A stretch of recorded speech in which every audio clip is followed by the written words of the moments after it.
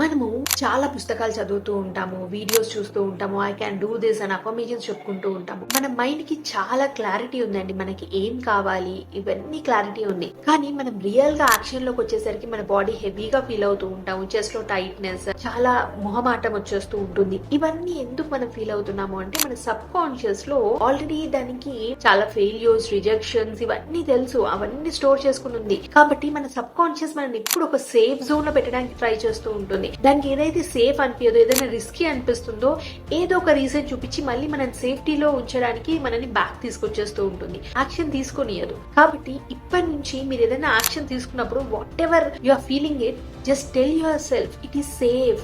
మీ body safe గా feel అవ్వడం important, మీ సబ్ కాన్షియస్ సేఫ్ గా ఫీల్ అవ్వడం ఇంపార్టెంట్. ఫర్ ఎగ్జాంపుల్ బుక్ చదవాలి అనుకున్నారనుకోండి, ఒకటేసారి 10 పేపర్లు చదవాలంటే కష్టం అనిపిస్తుంది, రిస్కీ అనిపిస్తుంది సబ్ కాన్షియస్. జస్ట్ ఒక్క పేపర్ చదవండి, ఒక పారా చదవండి సరిపోతుంది. ఏ పని చేసినా ఒక చిన్న యాక్షన్ తో స్టార్ట్ చేయండి. చిన్న చిన్న స్మాల్ స్టెప్స్ తీసుకున్నప్పుడు మీ సబ్ కాన్షియస్ చాలా సేఫ్ గా ఫీల్ అవుతూ ఉంటుంది. So take action. కింద యాక్షన్ అని టైప్ చేయండి. Have a great day.